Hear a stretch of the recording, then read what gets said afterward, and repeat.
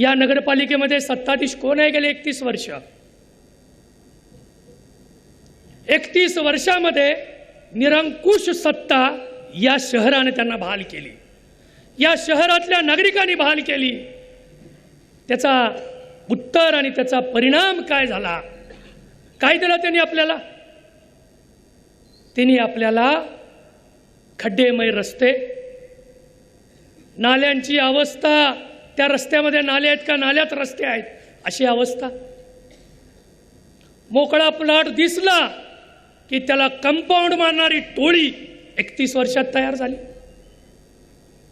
या शहरातल्या नागरिकांना स्वतःचा प्लॉट स्वतःच्या नावावर आहे का याच्यासाठी दर महिन्याला तलाठी ऑफिसमध्ये जाऊन 7/12 काढायची तपासायची वेळ या सत्ताधीशांनी आणली.